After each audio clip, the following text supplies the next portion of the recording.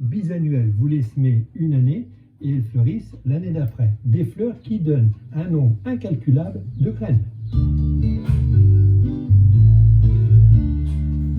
Si vous appréciez les carottes aux racines de toutes les couleurs, des variétés anciennes, je vous conseille de faire des graines. Vous allez laisser vos racines en terre au lieu de les récolter en automne et elles vont passer l'hiver dehors. Ou vous les rentrez dans un endroit hors gel et vous les sortez à la sortie de l'hiver.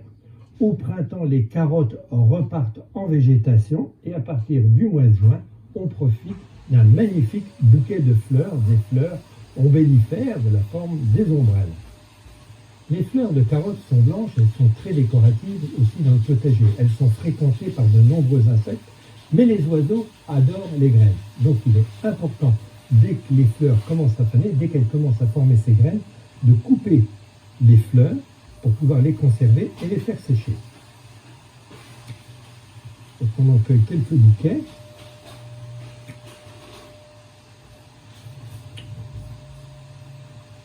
Ces fleurs, je vais les installer dans un voile d'hivernage. Ce voile d'hivernage va me servir à poursuivre la maturité des graines. Comme le voile d'hivernage laisse passer l'air et évite les excès d'humidité, nous allons pouvoir les conserver encore quelques jours à l'extérieur, emballées dans ce voile. Une fois que vous avez mis vos graines à l'abri des oiseaux, des intempéries à l'intérieur du voile, vous allez les laisser à l'extérieur le long d'une palissade pour qu'elles poursuivent leur maturité. Et dès que les graines seront mûres, elles vont brunir, elles vont pourquoi pas tomber au fond du voile. Dès que les graines sont sèches, vous les mettez à l'intérieur, à l'abri, au sec, et vous pourrez déjà semer ces graines l'année prochaine, à partir du mois de mars, avril.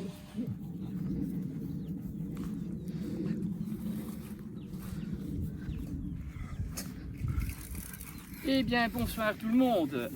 Comment pourrais-je arriver à élucider le fait que, aujourd'hui, en 2020, nous arrivons à avoir une population de 7 milliards d'humains qui n'ont plus les pieds sur terre et qui n'ont pas non plus l'esprit dans la moralité céleste, dans l'éthique que nous devrions avoir en tant qu'être spirituel, mais animal sur terre.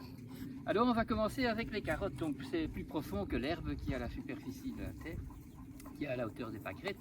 Eh bien les carottes, c'est déjà des plantes qui sont dans la terre. Et pourquoi je pense aux carottes? Parce que je me posais la question toute la journée, qu'est-ce que a fait que nous avons perdu toutes les liaisons avec l'artisan, avec les bonnes traditions que nous avions partout. Déjà, quand je dis qu'on avait partout, c'était partout autrement. Tandis que maintenant, partout c'est la même chose. Que vous allez au Lidl, au Deleuze, au Carrefour, vous avez les mêmes trucs que vous achetez pour manger, qui sont des produits finis ou des produits déjà trafiqués par l'industrie et que vous ne savez même pas comment ils sont faits. Alors je me rappelle d'une histoire avec le grand-père de la maman de mes enfants, qui a vécu très longtemps, plus de 93 ans je crois. Eh bien, c'était un homme qui est né et qui pesait 600 grammes. Vous vous rendez compte? 600 grammes né à la maison et qui a été mis, pas dans une couveuse puisqu'il est né à la maison, il a passé son temps dans un sabot. Vous connaissez les Hollandais, ils ont des sabots d'Ondine. Ah, je ne suis pas si vilaine avec mes sabots. Eh bien, ce petit bonhomme a survécu et il est devenu plus de 2 mètres en pesant plus que 110 kilos.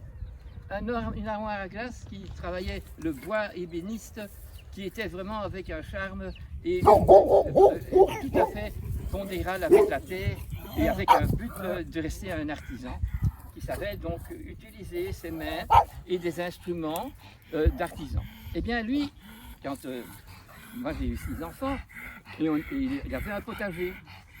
Ce potager, il le connaissait sur le bout des doigts, donc c'était pour moi une leçon de vie extraordinaire, parce que moi je suis né en Afrique, au pays des Bamboulas, mais, pardon on ne peut plus dire ça, mais c'était pas péjoratif, hein? C'est parce que nous venait une chanson qu'on chantait toujours. Eh bien, donc j'allais avec les enfants voir la grand-mère et en même temps l'arrière, le père de sa grand-mère. Eh bien, ils nous racontaient qu'ils étaient le temps de mettre des radis, le temps de mettre des salades, et ceci et cela. Mais ils ne me racontaient pas d'où venaient les semences. Alors quand je lui ai posé la question, il a dit, ben, je l'achète à des endroits où je pense que c'est des bonnes semences. Et de ce temps-là, il n'y avait pas encore Monsanto. Hein. Mais je dis, moi, je voudrais quand même voir une semence, parce que quand je connais les carottes, bon, la plupart des gens connaissent la carotte en connaissant que ça. Ils ne savent même pas qu'il y a de la verdure. Mais non, quand vous avez quelqu'un qui a un potager, au moins il y a la carotte rouge, enfin elle peut avoir beaucoup de couleurs, vous savez, et la verdure verte. Mais alors, quand ça commence à grandir, puisque nous ne pourrons plus manger la carotte, puisqu'elle va servir de nourriture pour monter les tiges jusqu'à ce qu'en haut, nous avons une ombilicère, donc ça veut dire une espèce de fleur extraordinaire qui sera pleine de semences. Eh bien, mon grand-père a autorisé de laisser quelques plants de carottes, et un jour, c'était plus qu'1,5 mètre. Je vous montrerai tout à l'heure encore une vidéo pour expliquer ça. Donc vous vous rendez compte, moi je connaissais la carotte avec la verdure de 20 ou 30 cm, mais je voyais maintenant de la verdure avec une fleur qui va s'ensemencer et qui avait plus d'1,5 mètre. Oh, je dis aux enfants, regardez moi ça, vous vous rendez compte?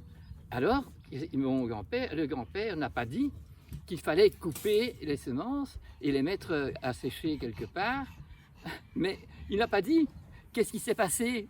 Eh bien, vous savez, il y a du vent. Eh bien, des milliers de semences se sont éparpillées. Tous les voisins ont vu pousser dans leur gazon, qui devait être tout propre, donc des carottes.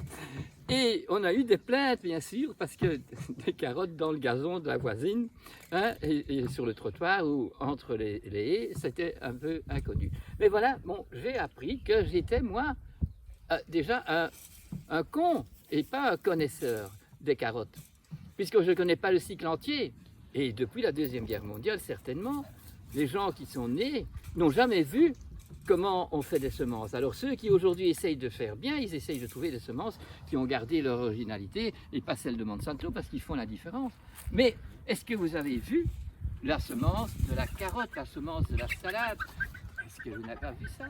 Mais non, presque personne ne voit. Donc il y a un moment donné où dans notre société, nous avons perdu vraiment la connexion des choses au départ et des choses à la fin qui font un recyclage par la semence et dont il faut savoir comment l'utiliser, comment la garder pour avoir l'année d'après de nouveau une sélection de semences qui vont être de mieux en mieux puisqu'elles sont originales de l'endroit où on vit, avec la terre qui y est. Donc on voit que certaines carottes poussent mieux là et d'autres poussent mieux là. Et dans la sélection de ceux qui vont bien grainer, qui vont faire des belles tiges et des belles fleurs, nous aurons les meilleurs. Donc j'ai compris moi à ce moment-là que tant qu'on n'a pas un rapport direct avec un artisan, avec quelqu'un qui avec ses mains s'occupe de la nature, nous avons perdu le contact. Alors regardez ici, nous allons donc toutes les semaines cueillir dans un potager ouvert, donc c'est très social, c'est très local, et on va chercher des légumes. Et aujourd'hui c'était, voilà, de la salade, des tomates là derrière, des concombres, et tout ça, dans quoi? Un sac en plastique, figurez-vous. Alors donc, là déjà, pas de connexion. Le plastique, la pétrochimie, avec des aliments qui viennent du sol, qui ont été soi-disant bien aimés, mais enfin, en plus aussi, ça ne s'est pas bien aimé, puisqu'ils n'ont pas de vaches, ils n'ont pas de cochons, ils n'ont pas de poules, et ils ont de la terre, et le maximum qu'ils peuvent avoir, c'est un peu de compost. Avec le compost, on peut déjà horizontalement redonner un recyclage de nourriture qui sont, grâce au compost, des légumes et des céréales. Mais si on a l'occasion de couper les haies chez le voisin et d'ajouter ça dans le compost, au moins on aura une survalue pour l'année qui suit. Mais alors moi, j'ai toujours aimé ce qui est artisanal. Vous voyez, j'ai donc, ça c'est fait en écorce de châtaignier qui vient d'Espagne, du Pays Basque, et donc j'ai tout plein de paniers comme ça. Mais je regarde dans ma voiture et je vois ceci, donc je garde le beau panier et même je mets mes bouteilles de produits artisanaux que je fais à la maison avec des plantes et des fermentations, et je vois que quand je regarde dedans, eh bien j'ai donc du plastique aussi. Vous voyez, parce que bon, il faut avoir un truc fluorescent quand on a un accident et qu'on doit s'arrêter. Voilà, donc qu'est-ce qu'il y a? Il n'y a plus de connexion.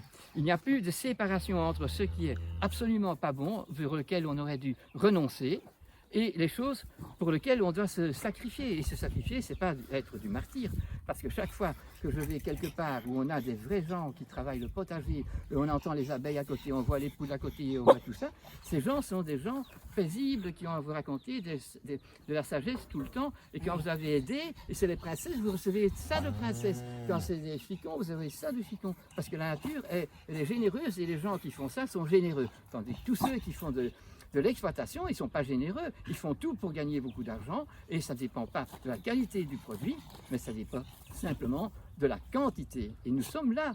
Et la quantité, parce qu'on doit en avoir, eh bien, comme on n'a pas d'engrais naturels, puisqu'il n'y a plus de fumier, parce qu'il n'y a plus de fermette, eh bien, nous avons un trou dans la santé. Alors, ceux qui ont compris que la terre a été très mal manipulée, qu'elle a été retournée et qu'on mettait dedans des engrais chimiques, et que la terre est donc en érosion, en catastrophe, heureusement, il y a la permaculture. Mais c'est une méthode, c'est un médicament, c'est une façon de régénérer quelque chose qui est mort.